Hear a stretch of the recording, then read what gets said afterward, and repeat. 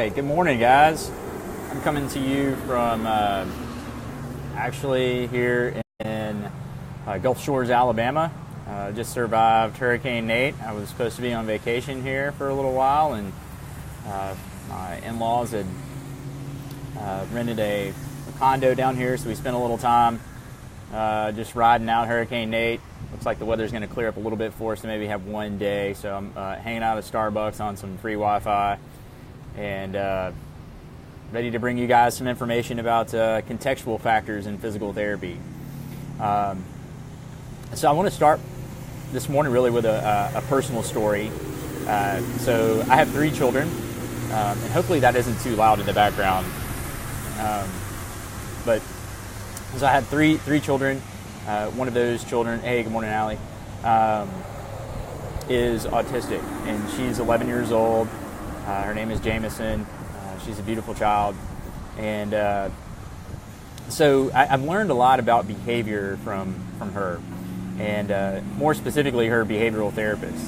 So for those of you who are not familiar with autism as a diagnosis, it is primarily a behavioral problem, one with challenges with the nervous system and how it perceives information and how it processes information, and it results in difficulties in social communication.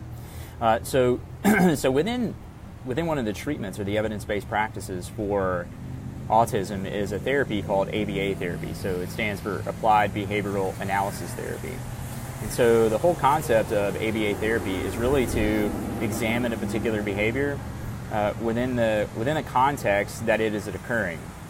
And so I've really learned a lot by watching the ABA therapists do this and really examining what it is they're trying to do. And they're trying to look for some environmental trigger. They're trying to look for something that evokes the behavior to occur. And so whenever that does happen, we try to look and we try to say, hey, what is it that's provoking or evoking this behavior, and what is it that's sustaining this behavior, so that we can find another method to be able to modify this behavior. And so I think there's a lot of applications for that approach for physical therapists. And so I think that the whole framework of the ICF, for example, the International Classification of Function and Disabilities in Health framework, which is a biopsychosocial framework, really captures these contextual factors. And I think they're often overlooked by physical therapists, especially that are operating within the clinic. And so what I wanted to do today is briefly talk about what those contextual factors are in the concept of the ICF, and then also would like to talk with you about the role of PT within these contextual factors, both from the physical therapist perspective. Like if I'm doing manual therapy on someone, what are these contextual factors? If I'm trying to optimize their health outcome, how do I apply these contextual factors? And so that's what I hope to talk with you about today. So let's start first with the definition of contextual factors. And so when we think about contextual factors, we think of primarily two things. One is the environmental factors, all right? And so environmental factors are really factors that not necessarily within the person's control. They're just like just like what it says, it's the environment. So it's such things like their family environment, the work environment, the policy environment that they live in, different laws, other cultural beliefs even could be considered environmental factors. Within these environmental factors, we typically tend to look at those things within the constructs of barriers and facilitators to really think about how do we think about conceptualizing affecting change on an environmental factor. So we think about, hey, what are the barriers within the environment that does not allow for this behavior to occur, and then how can we produce a facilitator of change? And so that's what that's what the environmental factors are. So the next thing is the personal factors. So personal factors may include race, they may include gender, they may include age, education level, the different kind of coping styles people have, whether they're positive or adaptive coping styles. And so these things are not captured well within the constructs of a medical diagnosis, for example, right? So we don't have personal factors necessarily accounted for within our ICD-10 diagnosis codes. And so, that's what those things are. That's what the contextual factors are. So now what I want to talk about is just real briefly what does that look like to you as a physical therapist that's working with a patient and providing intervention on a one-on-one basis.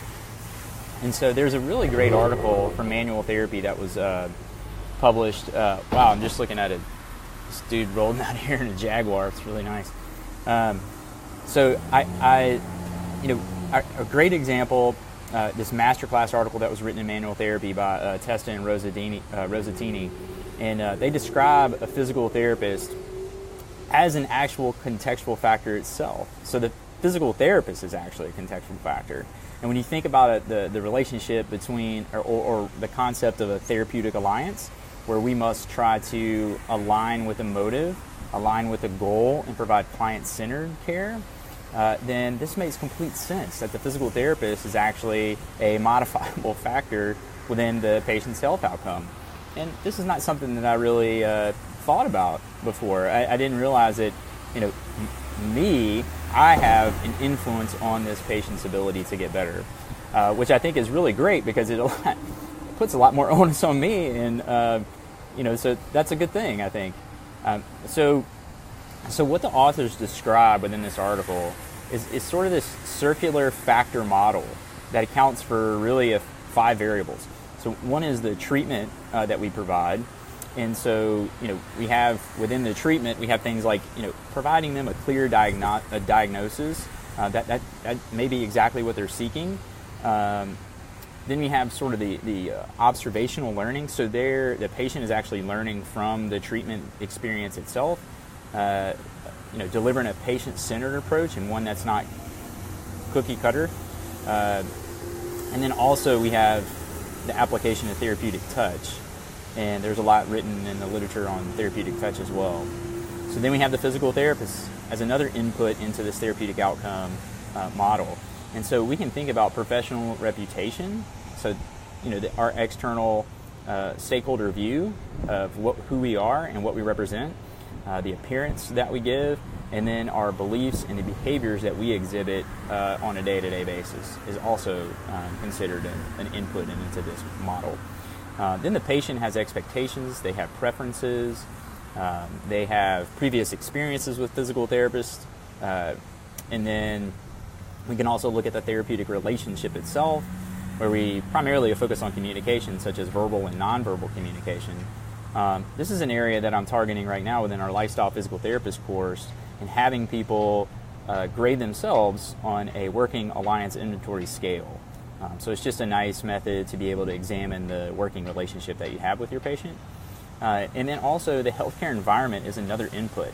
So the healthcare environment, the architecture, the interior design, the feeling that a patient has within your facility actually provides an input to the therapeutic outcome. So I think these are, things that are not often thought about, especially in our mundane healthcare environments that are pretty dry and pretty maybe flat in emotion.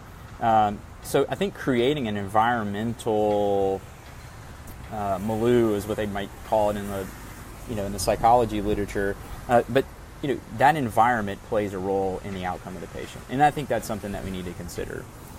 So I think about how do we optimize these outcomes now that we know that these are potentially modifiable variables. And so I think we first have to do some self-reflection and think about what it is that we're putting into this relationship with our patient. Are we bringing a positive message? Are we bringing good verbal and nonverbal communication? Are we being consistent and clear with the messages that we're providing for our patients? So are we, talking the talk and walking the walk at the same time? And I think this is a real big struggle for many healthcare professionals as they try to enter into a relationship where we talk about modifying lifestyle behaviors, because I think inherent in that discussion with a patient is the fact that, gosh, I'm really struggling with that too. So if I'm really struggling with it, how am I going to help you get through this process? And so that becomes sort of a point of sort of dissonance for a person, and it creates conflict, and you want to run from it. And so I think that's a natural tendency. But I think one thing that we can do is be vulnerable and expose our weaknesses, expose our challenges that we have. And so when that therapist when the patient sees the therapist as being vulnerable, that will allow sort of the guard to be dropped down between this paternalistic relationship where I'm the therapist and I know, and you're the patient and you don't know. And now we're on an even playing field, and now we can walk this change process together. So I think that is something that it's an actionable item that we can do to modify or start to think about how do we change these contextual factors at the individual level. I'll give you another example, just back to my daughter for a moment. My daughter has gotten into this idea in her head that now she knows what autism is. So she's 11 and she's able to understand what autism is, and so she will be in a point of frustration and unable to clearly communicate her emotions, which are really at the root cause of a lot of the disturbances that she has. And she will now she says, it's my autism that's getting in the way. It's my autism in my brain, and I wish it would just get out of there. And so I see that, and I'm like, babe, and it's because we've given it a diagnosis, right? We've given it a diagnosis. We talk about it in front of her. It's part of our fault. We talked about it with her, and we've said, hey, in explaining this situation to our other children, we're like, well, Jameson's brain works differently. Her brain works differently, and because her brain works differently, this is why she has these challenging behaviors, and she's unable to control her emotions and regulate her behaviors. So when we're doing that, she's hearing that, and she's creating this sort of narrative in her head about who she is, and that's a false narrative, though. If I can reshape her thought process on that, and that she's now obtaining victory over autism, and she can attack autism with strategies that modify those challenges in her behavior, then we've I think that's going to change a little bit the way she perceives herself. And I think that's extremely important when we're giving those diagnoses out. When we're giving out the the right anterior nominate SI joint, I don't want to say garbage, but I want to. When we're giving out that information, we just really need to be careful on the type of information that we're conveying to someone, and that it's communicating a message of, yes, we want to provide truth, but we will also want to provide truth with grace. And so we want to provide some hope also within our communication strategies with our patients as well. So it looks like I'm pushing the limits of time here. I'm at about 7:45, and I just want to thank you for allowing me to come on and chat with you today about a topic that's near and dear to my heart. And also, if you have questions, about any of that information, I can sure post any information. Just throw some information down in the comments, and I'll make sure I follow you. You guys have a wonderful day, and continue to be a force of do out there. Have a great one.